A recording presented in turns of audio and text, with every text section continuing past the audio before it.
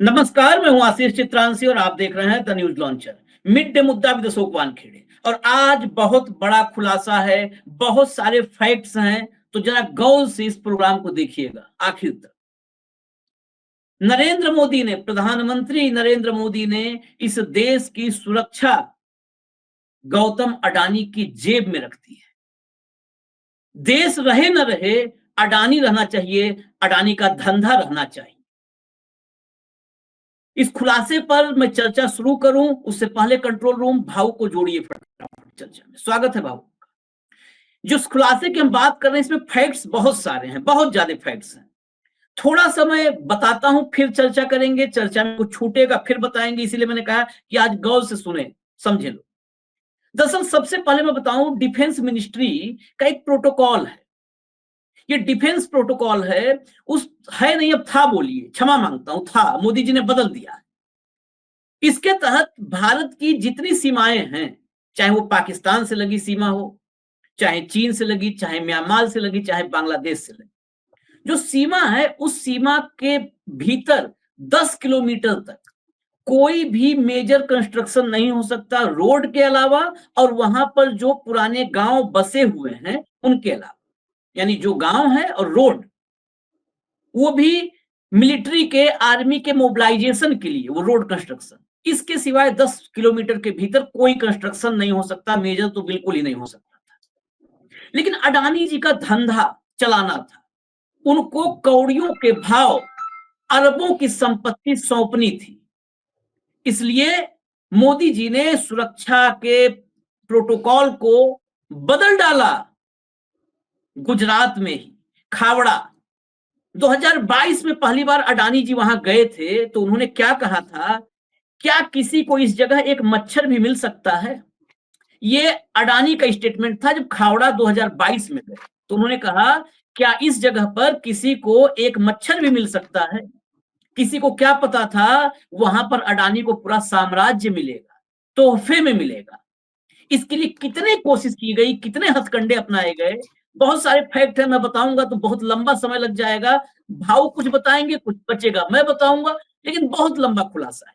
भाऊ सिलसिलेवार, इसमें अब सवाल क्या है, सिलसिलेवार जरा खोलिए कि कैसे देश की सुरक्षा को ताक पर रख दिया इस देश के लिए नरेंद्र मोदी। अब खतरा बन चुके हैं, मैं ये अपनी जिम्मेदारी कर रहा हूं, अब नरेंद्र मोदी खतरा बन चुके हैं। क्या हुआ आशीष, उद्योगपति यदि सिर्फ अपना स्वार्थ देखे और देश का ना देखे तो उसकी लालच की कोई सीमाएं नहीं। हमारे यहाँ उद्योग जगत में बिरला जी भी रहे हैं, टाटा भी रहे हैं, जिन्होंने देश के लिए कुछ दिया है। लेकिन ये जो नई पौध आई है अडानी वाली, ये तो लूट रही है, और लूट एट व्हाट कॉस्ट, देश की सुरक्षा के लिए। अब रन ऑफ कच्छ, ये पाकिस्तान को लगा हुआ गुजरात का एरिया है। वहां सर क्रिक ऐसी एक जगह है कि जो अभी भी डिस्प्यूटेबल है। हाँ, ठीक है, तो रन ऑफ कच्छ के पास सोलर और विंड का हाइब्रिड प्रोजेक्ट डालने का सपना अडानी ने देखा। मैं आपको सिलसिलेवार दिखाता हूं और फिर अपन तथ्यात्मक वो डेट्स पे आ जाएंगे। फिर उसके बाद क्या हुआ, गुजरात सरकार ने नरेंद्र मोदी जी को पत्र लिखा, और ये पत्र अप्रैल 2023 से पहले चलने लगा पत्र व्यवहार कि मोदी जी गुजरात के रन ऑफ कच्छ में एक बड़ा पावर प्रोजेक्ट लगाना चाहता है। सरकारी उपक्रम, अडानी नहीं, सरकारी उपक्रम। तो उसके लिए थोड़ा डिफेंस मिनिस्ट्री से बात करके आप ये थोड़ा सा इसको करवा दीजिए। फिर ministry of defence, renewable energy, Gujarat government, PMO, इसकी मीटिंग हुई।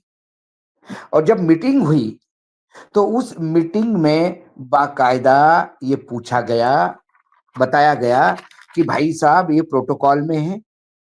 21 अप्रैल, मतलब 21 अप्रैल 23 को मीटिंग हुई, 2023 को, और उस मीटिंग में director general military operation, officers of Gujarat government, renewable energy के लोग थे, इन सब लोग थे। तब डायरेक्टर ऑफ मिलिट्री ऑपरेशंस ने कहा कि हम 10 किलोमीटर तक कोई जगह किसी को दे नहीं सकते, क्योंकि कुछ यदि युद्ध की स्थिति हो गई तो वहां मोबिलाइजेशन के लिए, टैंक मोबिलाइजेशन के लिए जगह चाहिए। यदि टैंक भेजने हो तो अपने को जगह चाहिए। दूसरी बात, यदि हमारे दुश्मनों के टैंक भारत भूमि में एंटर कर गए तो हमें वहां माइंस बिछानी होती है, हाँ, जिस पर टैंक जाए से उड़ जाए, तो वो जमीन हम दे नहीं सकते। तो फिर वहां ये बोला गया कि वो जो हम जिस हिसाब से विंड मिल का और पावर प्रोजेक्ट का जो इंस्टॉलेशन करेंगे उसमें टैंक मोबिलाइजेशन की जगह इफेक्ट नहीं होगी, ये वर्बली बोला। मिलिट्री ऑपरेशन के लोग है, ऊपर से आदेश है, मरता क्या न करता। फिर उन्होंने बोला कि वो सब ठीक है, लेकिन जिस साइज के आप सोलर पैनल लगा रहे हो उससे तो हमें बहुत तकलीफ होगी मूवमेंट में। उन्होंने कहा नहीं, साइज तो कम नहीं होगा, साइज तो कम नहीं होगा, क्योंकि फिर साइज कम होगा तो हमारा फिर एनर्जी का वो प्रॉब्लम हो जाएगा, हमको वो प्रॉफिटेबल नहीं होगा हमारा वेंचर। तो उसके बाद ये हो गया कि भाई सरकार जो है म्यूचुअल कंसेंसस से वो एग्री हो गए कि रण ऑफ कच्छ में 1 किलोमीटर दूरी से प्रोजेक्ट लग सकता है। उसके बाद 8 मई 2023 को मोदी सरकार ने एक नोटिफिकेशन निकाला और नोटिफिकेशन ये कहता है relaxation of guidelines for all infra project, not only to Indo Pak border but to Indo China, Indo Bangladesh, Indo Myanmar, Indo Nepal, सभी पे अब हम इंफ्रास्ट्रक्चर के लिए खोल दे रहे हैं। जो अधिकारी थे वहां पे, जो अधिकारी रण ऑफ कच्छ में है, जो अधिकारी चाइना बॉर्डर पे काम कर रहे हैं, उनको ना विश्वास में लिया गया ना बोला गया, क्योंकि वो होते तो फिर और कड़ा विरोध करते। अब ये होने के बाद ये मामला यहां तक नहीं होता। देखिए फ्रॉड और गड़बड़ घोटाला कितना है। अब डिफेंस मिनिस्ट्री ने एग्री कर दिया, लैंड मिल गई। अब पीएमओ एक मीटिंग लेती है और मीटिंग में मोदी जी भी है, आरके सिंह भी है, रिन्यूएबल एनर्जी सोर्सेस के, ये सारे गार्डियन ने कोट किए हुए हैं, एक्सक्लूसिव है। उसमें उस मीटिंग में जो जमीन इस प्रोजेक्ट के लिए, इस प्रोजेक्ट का मालिक कौन, गुजरात गवर्नमेंट किसको जमीन दे रहा था, डिफेंस में कौन अप्रोच कर रहा था, ये कर रहा था solar energy corporation of India, government of India की कंपनी। तो उसको जमीन दे दी 230 स्क्वायर किलोमीटर।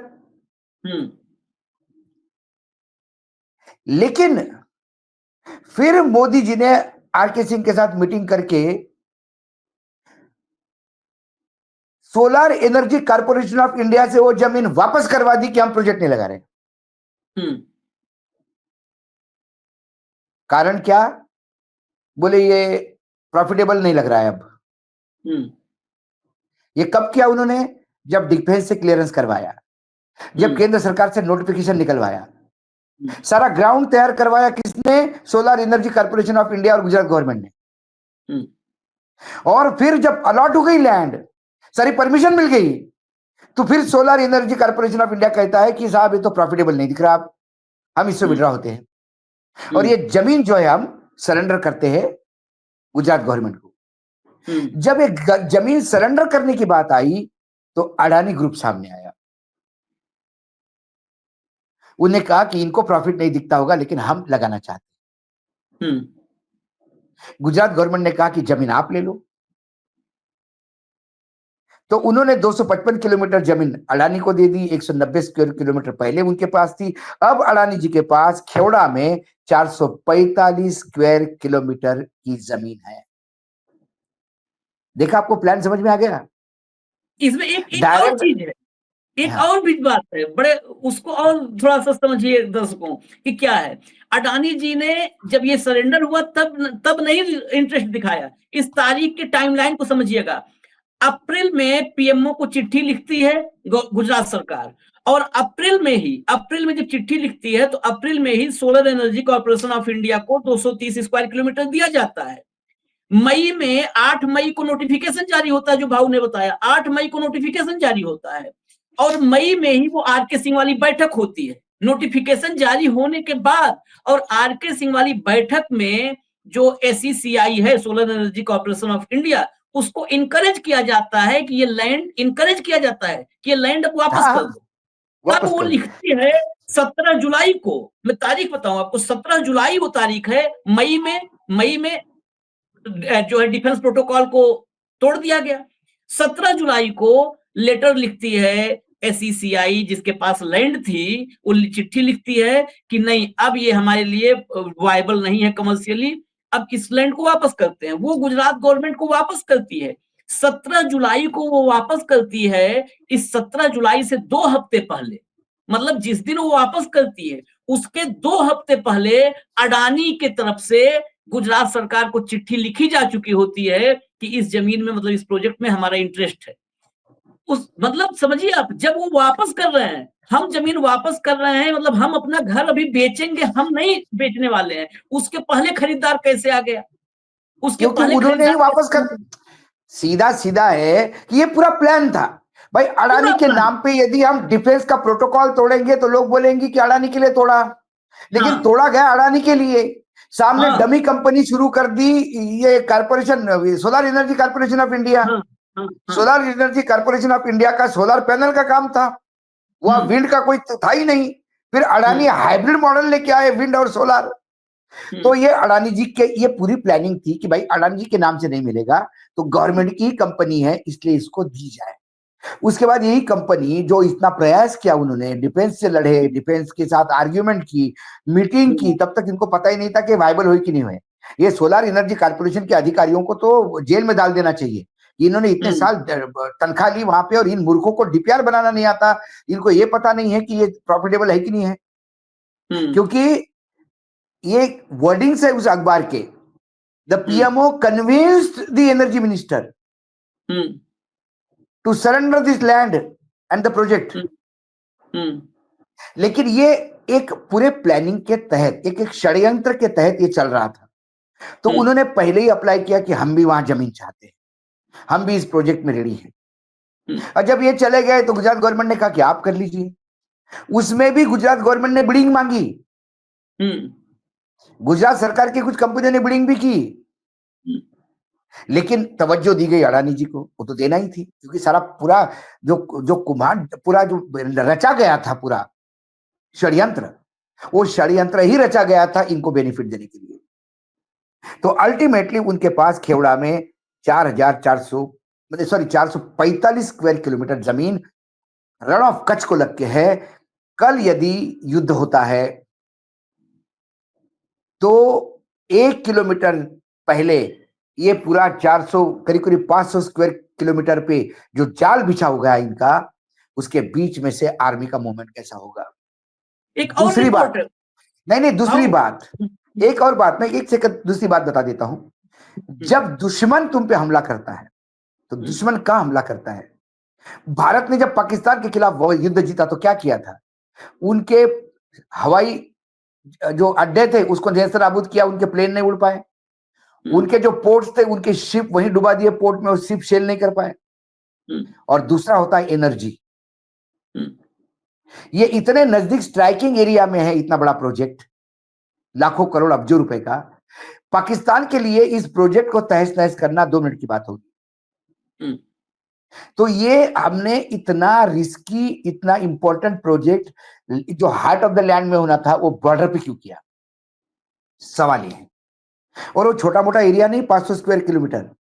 पेरिस शहर इससे छोटा है, और इससे जो एनर्जी, जो वो बोल रहे हैं कि हम कितनी एनर्जी उसमें से पैदा करेंगे, उस एनर्जी को कई यूरोप के देशों को आप पावर दे सकते हैं।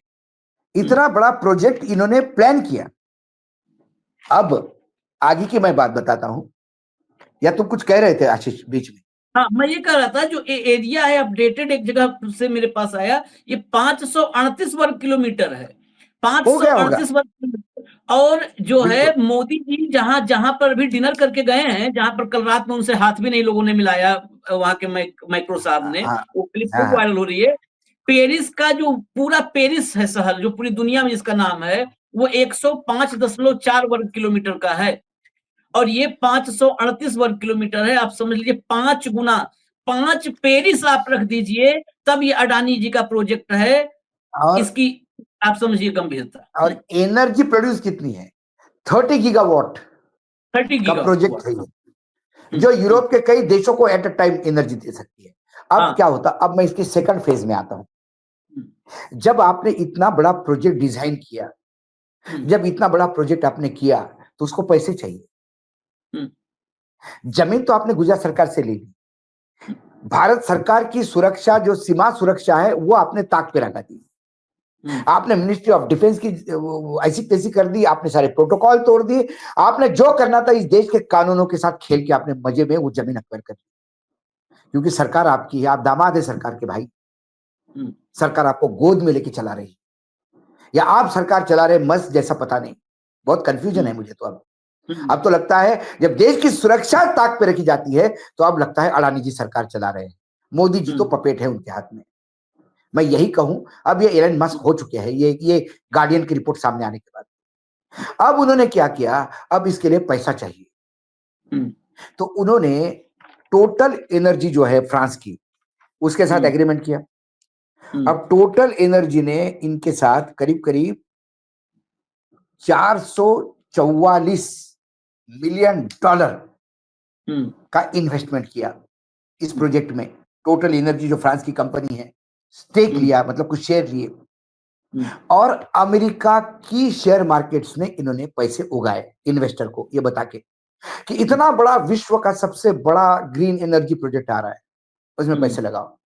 अब वहां पे जब आप प्रोजेक्ट करते हो, जब लोगों से पैसे मांगते हो, तो बताना पड़ता है कि इसमें से पैसा आपको वापस कैसा करेंगे। तो उन्होंने बताया कि हम इतना 30 गीगावाट का प्रोजेक्ट है, और ये पावर खरीदेगा कौन? तो उन्होंने एग्रीमेंट बनाने थे, तो उन्होंने रिश्वत दे के एग्रीमेंट बनाए। जो मामला पकड़ा गया अमेरिका में, जो वारंट इशू हुआ, अब ये कल से सब लोग चिल्ला रहे कि उनको माफ किया गया, उनको माफ किया गया, कोई माफ नहीं किया गया। वो एक्ट है, रिमूव नहीं किया, सस्पेंड किया गया है। और सस्पेंड करने के बाद वो ये पता नहीं है कि वो अमेरिकन कंपनियों के लिए है कि विदेशी कंपनियों के लिए भी, ये ग्रे एरिया है। दूसरी बात, उसने बोला है इस एक्ट को रेक्टिफाई करने के लिए कुछ पॉइंट्स मांगे हैं, मतलब अभी छूटे नहीं। अब उसी के तहत उन्होंने क्या किया, अमेरिका से पैसा उगाना है या टोटल एनर्जी को मूर्ख बनाना है, इसलिए आंध्र प्रदेश गवर्नमेंट के साथ अंडरस्टैंड रेट में 7 गीगावाट का पावर परचेस का एग्रीमेंट किया, जो अभी आंध्र सरकार ने टर्मिनेट कर दिया। और ये जब सारा मामला बाहर आ गया, तो टोटल एनर्जी ने भी अपना इन्वेस्टमेंट सस्पेंड कर दिया है, जो लेटेस्ट न्यूज है। कुल मिलाकर आप दुनिया को बेवकूफ नहीं बना सकते, ये भारत को भी बेवकूफ नहीं बना सकते। भारत के लोग इतने मूर्ख नहीं हैं, लेकिन जो आदमी भारतीय प्रभुसत्ता के लिए बार बार बात करता हो, भारत की इज्जत के लिए, अस्मिता के लिए बात करता हो, सांस्कृतिक राष्ट्रवाद के लिए बात करता हो और बेचता हो, वो आदमी चुनाव के पहले ये कहा जाता था लाल आंखों से देखेगा उधर चाइना की तरफ, तो चाइना 10 कदम पीछे चला जाएगा। कहा जाता था कि ये सर्जिकल स्ट्राइक करके अंदर पाकिस्तान में घुस के मारेंगे तो आतंक खत्म हो जाएगा, कुछ नहीं हुआ आशीष। अब स्थिति ये हो गई है कि डिफेंस के मामले में जब जो डील हुआ राफेल का, उसके ऊपर प्रश्न चिन्ह है, सर्वोच्च न्यायालय में मामला पेंडिंग। सारे डिफेंस के डील पे मामले पेंडिंग है, सारे डिफेंस के डील को लोग अलग दृष्टि से देखते हैं। फ्रांस में भी केस सब दूर धांधली दिखी जाती है।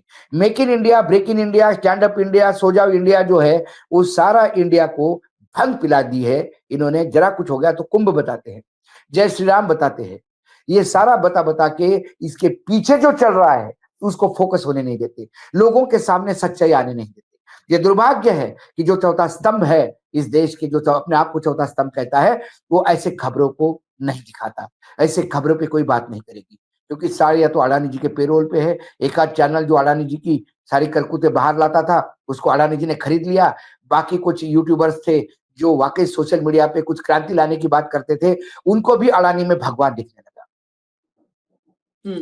और राष्ट्र का विकास ही। आज मैं उन तमाम यूट्यूबर्स को भी पूछता हूं, क्या डिफेंस की जमीनें या डिफेंस के प्रोटोकॉल तोड़ के या डिफेंस सब अपनी सीमाएं सुरक्षित जो रखी हुई है, और जो प्रोटोकॉल था कि 10 किलोमीटर तक हमको आर्मी के मूवमेंट के लिए, युद्ध होता है तो मूवमेंट के लिए जमीन चाहिए, इसलिए 10 किलोमीटर तक कुछ होने नहीं दे रहा था।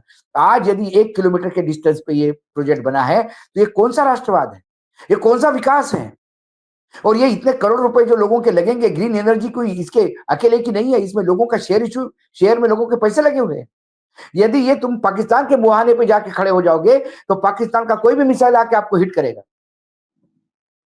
आपने सारे देश का जो इन्वेस्टमेंट है ग्रीन एनर्जी में, वो पाकिस्तान के सामने रखा है परोस करके। और दूसरी बात, हमारी जो सीमा है रण ऑफ कच्छ की, उसको आपने भगवान भरोसे छोड़ा है। आज सारे डिफेंस के अधिकारी दबी जुबान में कहते कि ये गलत हो रहा है। क्या अग्निवीर को लेकर आवाजें नहीं उठी थी? अग्निवीर क्या रिटायर्ड कमांडर इन चीफ बोल नहीं रहे हैं कि अग्निवीर गलत है? यदि अग्निवीर सही था तो फिर अग्निवीर में इतने अमेंडमेंट क्यों कर रहे हैं? इन्हें अभी हम ये भी देंगे, नहीं अभी हम ये भी देंगे। कुल मिलाकर देश की सुरक्षा के साथ खिलवाड़ हो रहा है, ये चिंता का विषय है। तुम रुपए के साथ खिलवाड़ कर रहे हो, तुम महंगाई में देश को पीस रहे हो, बेरोजगारी बढ़ा बढ़ा के तुम लोगों को कुंभ भेज रहे हो। सब अपनी जगह पे जो करना सो करो, लेकिन देश की सुरक्षा के साथ मत खिलवाड़ करो, क्योंकि देश की सुरक्षा के लिए जो सैनिक खड़ा है वो अपना सीना खोल के, उसका सीना 56 इंच का नहीं होगा, लेकिन उसका दिल इतना बड़ा है कि वो अपने परिवार की चिंता किए बगैर, अपने सगों की चिंता किए बगैर आपकी सुरक्षा के लिए सीने पे गोली झेलता है दुश्मनों की। जब लाशें वापस आती है तिरंगे में लपेट के, तो ये मेरे लिए खुशी की बात नहीं, मेरे लिए गौरव नहीं कि मेरे देश के लोग आजाद शहीद हो रहे, मेरे लिए ये दुख की बात है कि मेरा आदमी शहीद ही क्यों हो रहा है। कहीं ना कहीं तो गड़बड़ है, नीति निर्धारण में तो गड़बड़ है। ये इतना बड़ा प्रोटोकॉल ब्रेक होना और अभी तक लोगों को पता नहीं होना। मैं धन्यवाद देता हूं उस गार्डियन अखबार को जिसने ये खबर निकाली, और ये जनता के सामने आना चाहिए, ये विपक्ष ने उठाना चाहिए। बड़े जितने भी ये पूरा का पूरा जो आर्टिकल है जो निकाला है, इसमें एक एक जो होता है ना मीटिंग के मिनट्स होते हैं, मिनट्स ऑफ मीटिंग, वो मिनट्स ऑफ मीटिंग के साथ पूरी रिपोर्ट छापी है। एक बात और, एक सवाल मेरे मन में अब आया जब ये आपने सब टोटल एनर्जी से लेकर के और टोटल अडानी तक सब बताया। मोदी जी वो वही मोदी जी हैं, देश नहीं झुकने दूंगा, देश नहीं बिकने दूंगा, अब बेचूंगा सब अडानी को। अडानी मोदी जी का दौरा जरा देखिएगा, वो एआई तो बहाना है। देखिए जब जब इसलिए अब हम ये बात कर रहे हैं कि एसीसीआई भी बहाना था, अडानी को जमीन देना था उसके जरिए। अब एआई बहाना है। मोदी जी कहाँ गए? मोदी जी गए हैं पेरिस, और मोदी जी फिर जा रहे हैं अमेरिका, मतलब फ्रांस और अमेरिका। मुझे अब इस दौरे पे भी संदेह है, ना चाबहार की बात होगी, ना बेड़ियों में कैद भारतीयों की बात होगी, ना क्रैश होते शेयर मार्केट की बात होगी, ना टैरिफ की बात होगी, ना भारतीय सम्मान और स्वाभिमान की बात होगी। ये बात सिर्फ मेरे मन में जरूर प्रश्न है और तमाम तर्कों के साथ अब है, ये सिर्फ और सिर्फ अडानी के लिए बात करने गए हैं कि वहां टोटल एनर्जी, वो पैसा चाहिए, पैसा लगाना है तो चाहिए ना, टोटल एनर्जी पैसा दे दे। वहां जाकर के इसी मैटर से जुड़ा वो भ्रष्टाचार का केस भी है, रिश्वतखोरी का केस भी है, उसको सॉल्व करवाएं और देश की सीमाओं को अडानी की जेब में रख दें कि जाओ अडानी साहब, अब आर्मी का mobilization, tank, anti tank mines सब आप ही के जिम्मे है। आप चाहोगे तो आर्मी मोबिलाइज होगी, नहीं तो मिनटों में। वैसे भी आने वाला दौर जो है उसमें युद्ध के और भी तौर तरीके बदलने वाले हैं, और पहले भी बदले हैं। किसी भी देश में अब आगे कोई युद्ध होगा तो उसके बिजली उत्पादन के संयंत्र होंगे, उसमें पहला अटैक होगा। अगर देश आधा देश, 1/3 देश, 1/5 देश अंधेरे में डूब जाएगा, आधा विश्व युद्ध वैसे ही खत्म हो गया, वही खत्म हो गया। बिल्कुल। तो ये क्या मोदी जी का दौरा, आपको क्या लग रहा है? मेरे मन में संदेह है कि मैं तो हमेशा कहता हूं कि मोदी जी के किस दौरे से देश का कहां भला हुआ, मोदी जी बताएं, आंकड़ों के साथ बताएं। आप लंका जाते हैं तो किसी को प्रोजेक्ट देते हैं, तो आप ईरान जाते हैं तो किसी को प्रोजेक्ट मुहैया करवा देते हैं। आप किस देश में, आप रैपल जाते हैं तो आप अनिल अंबानी के लिए मदद करने जाते हैं। आप सिर्फ उद्योगपतियों की मदद करने जाते हैं। आप देश के लिए क्या लाते हैं? बताइए, देश के लिए क्या लाते हैं?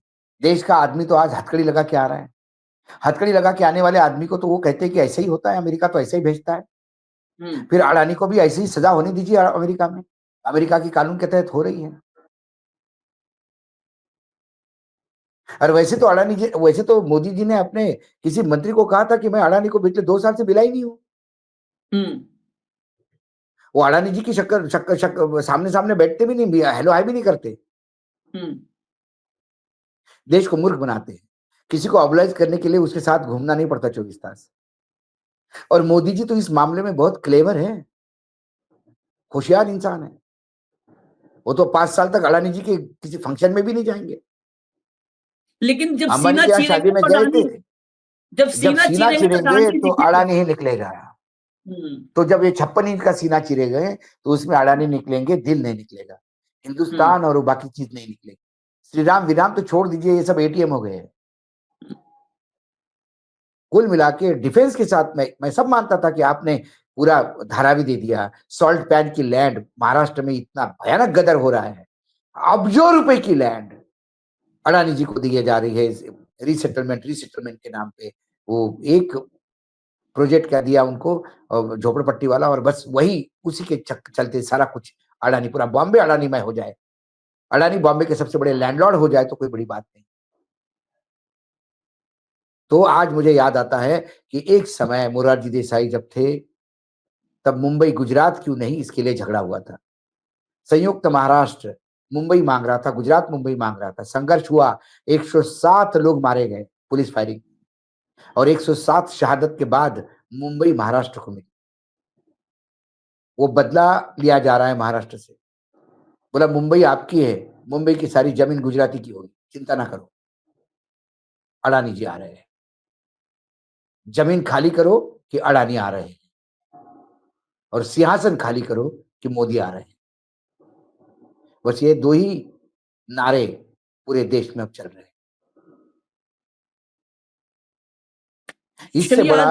इससे बड़ा स्कैंडल, प्री प्लान्ड, सिस्टमैटिकली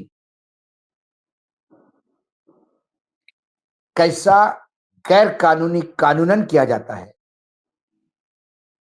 इससे बेहतरीन उदाहरण इस प्रोजेक्ट से बड़ा कोई हो नहीं सकता इस देश में। डिफेंस के लोग, हालांकि बहुत सारे डिफेंस के लोग हैं, बोलना चाहते हैं, बोलते नहीं है। भाव के संपर्क में मैं तो निवेदन करूंगा, इसलिए क्योंकि अब इस देश में अभी भी नीचे सब लिखेंगे हमें चाइनीज एजेंट।